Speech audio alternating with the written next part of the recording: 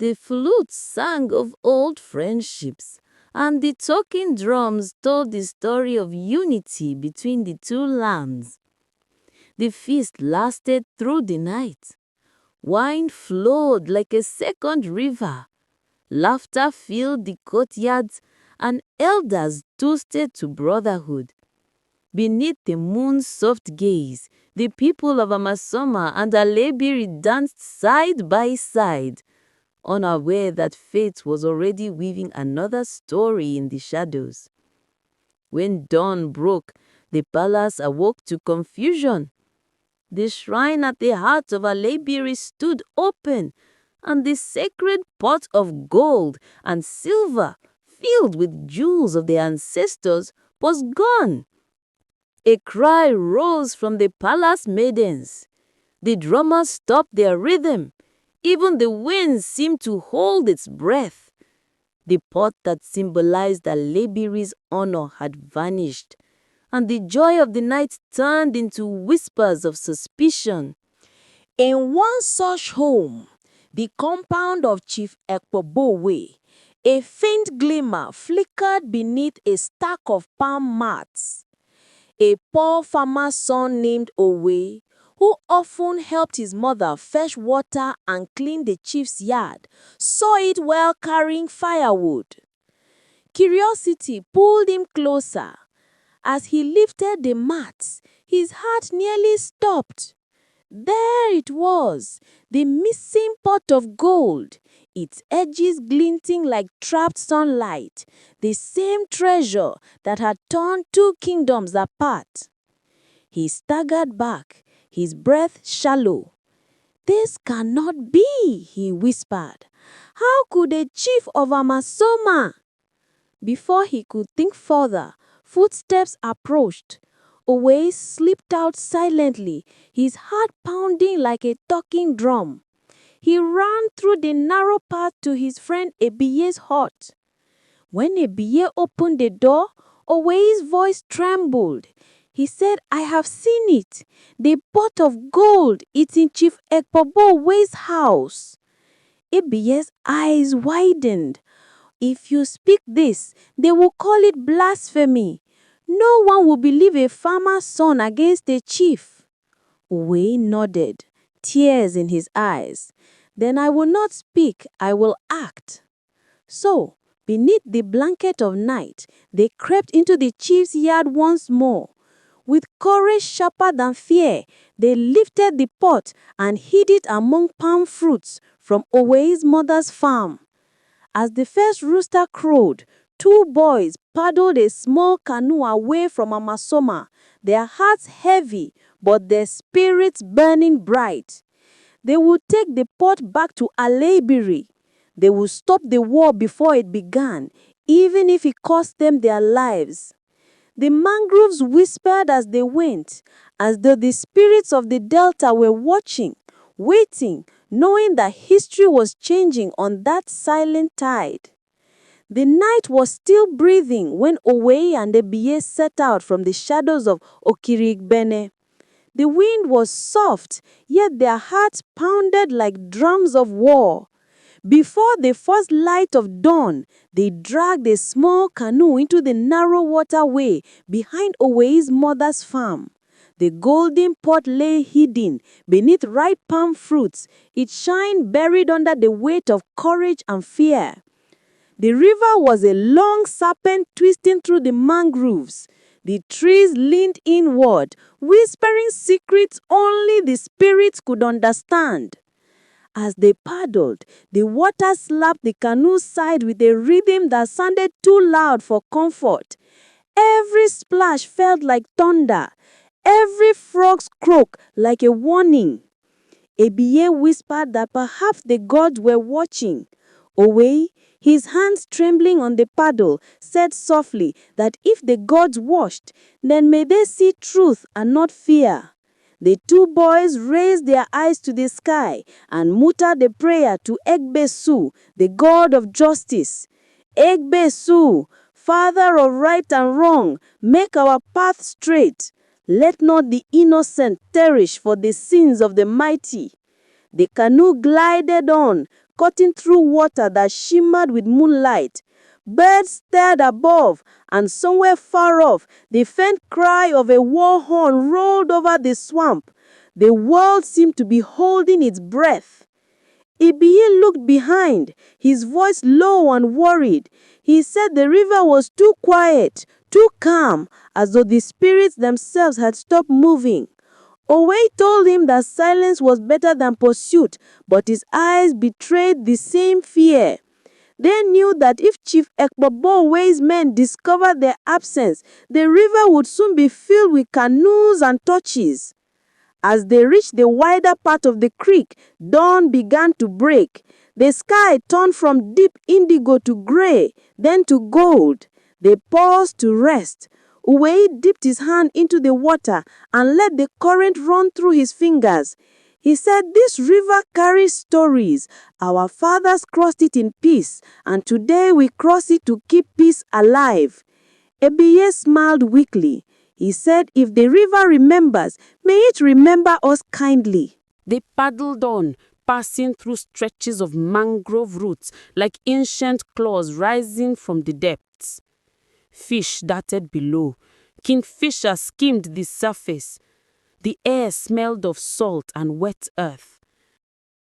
When they finally reached the border that divided Amassoma from Aleibiri, Owe's heart lifted. He said, "Once we cross this, the gods will smile on us. The truth will be known." But before the words settled, a shout echoed from the bank. Figures emerged from the mist, men with spears and red headbands. The royal guards of Aleibiri. Their faces were hard, their eyes suspicious. One of them shouted that the boys halt immediately. Another raised his spear and demanded to know their names and purpose. Owe raised his hands, trembling. "We come in peace. We bring what was lost." But the guards were not listening. They saw only two boys from Amassoma carrying something heavy and covered. One guard leapt into the water and dragged the canoe to the bank. Another tore away the palm fruits, revealing the glimmer of gold beneath. Gasps filled the air. The lead guard's face twisted with anger. He said, "So it is true, the thieves come by water." Ebiye tried to speak, but a spear's edge pressed against his neck. The boys were bound with ropes and forced to their knees as the guards argued among themselves. Some wanted to take them to the palace at once. Others wanted to throw them into the river and be done with it. Owe looked up at the rising sun and whispered, "Hegbesu, if this is justice, let your light not blind us." The guards hauled them to their feet. The pot of gold gleamed in the morning light, mocking their bravery. Behind them, the river kept flowing, silent, ancient, and indifferent, carrying their fear downstream toward the war that was waiting to be born. And so, as the day broke over the delta, two boys who carried the hope of peace found themselves prisoners of suspicion.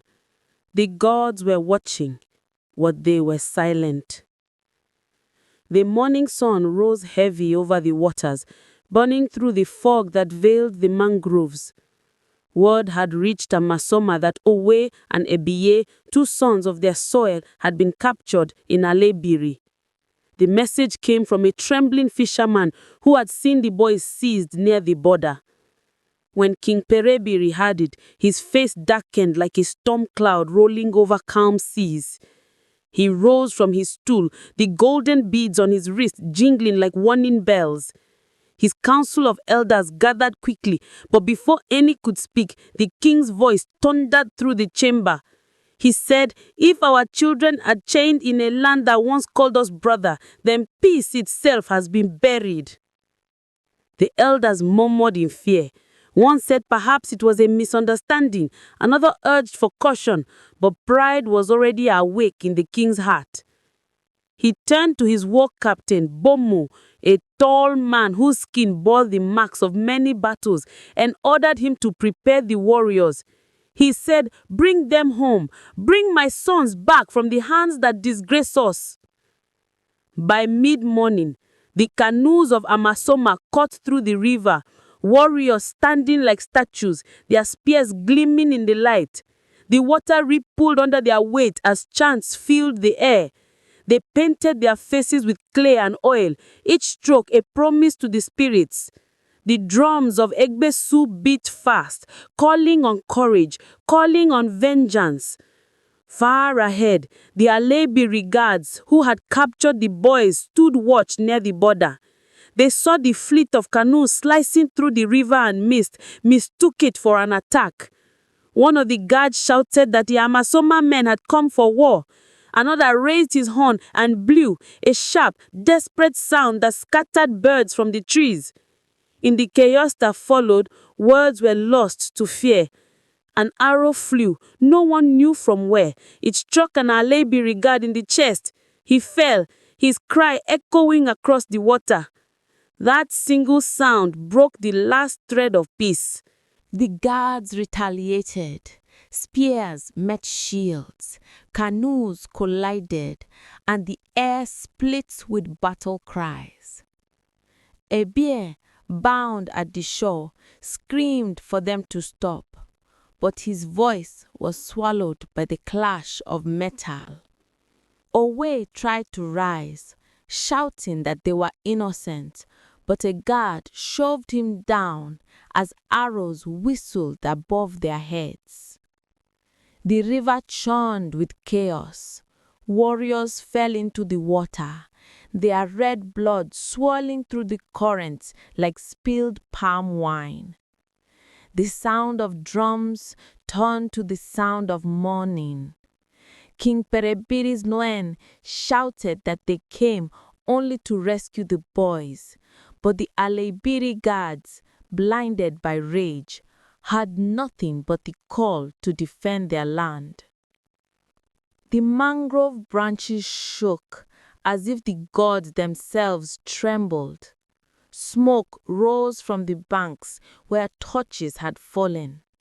The cries of men, the clash of spears, the hiss of arrows, all became one sound, a terrible song of brother against brother.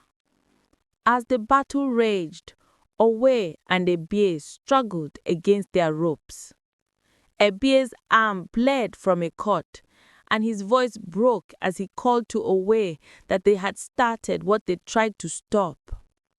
Owe's heart felt heavy as stone. He looked toward the river and whispered that the gods must be weeping. By dusk, the water had grown dark, and the river that once reflected gold now shimmered red beneath the setting sun. Bodies floated with the current, men from both kingdoms carried away together in silence.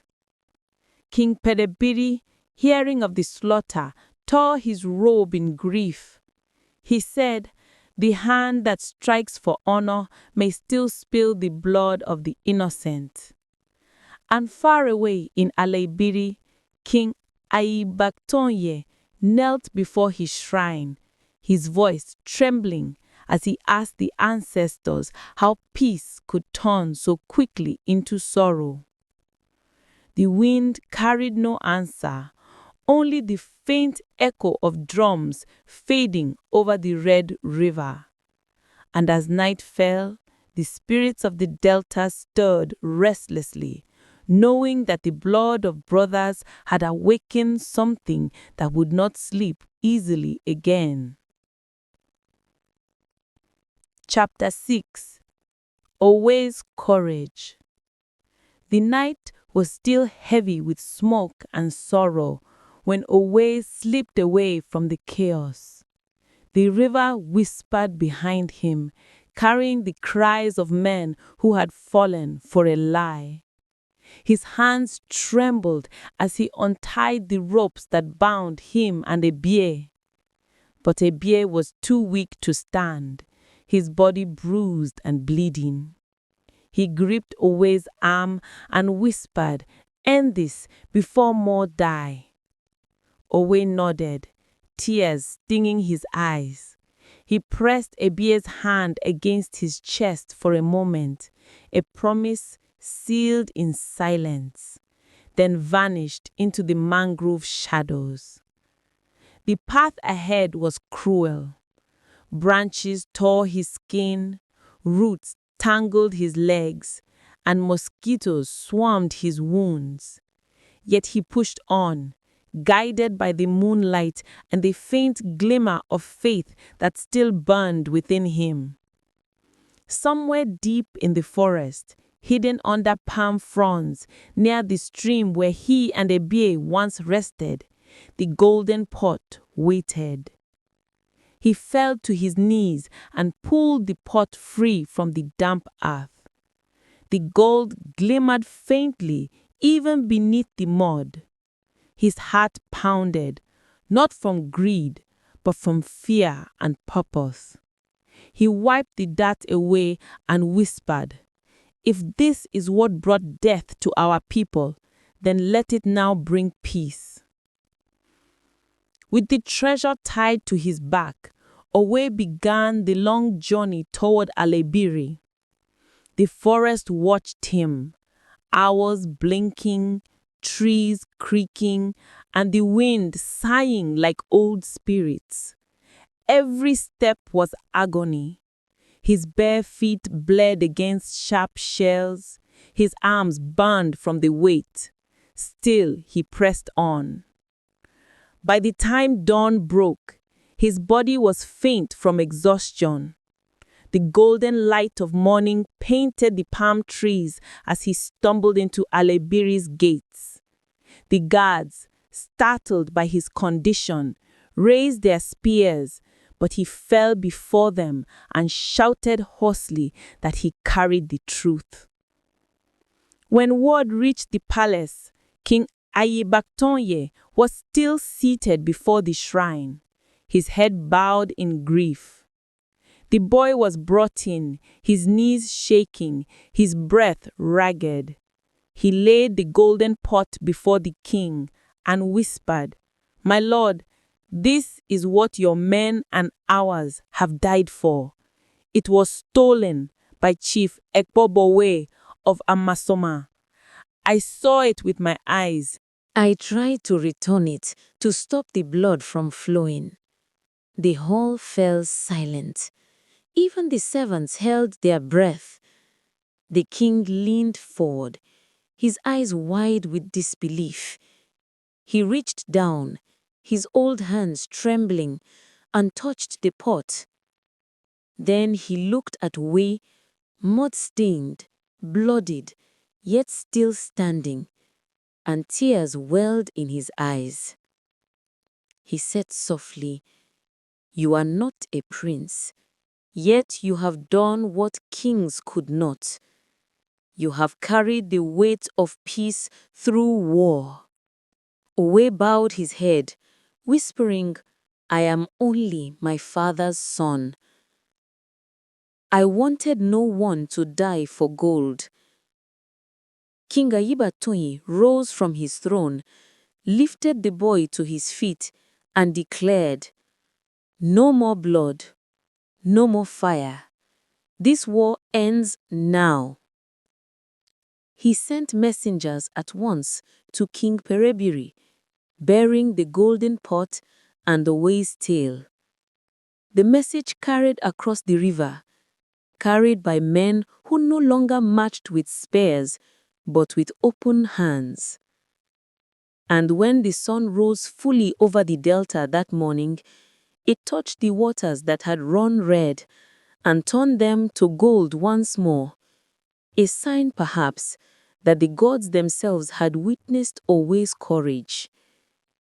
For in a world torn by pride and anger, it was not a king or a warrior who restored peace, but a farmer's son who dared to walk alone into the heart of war with nothing but truth and a wounded heart.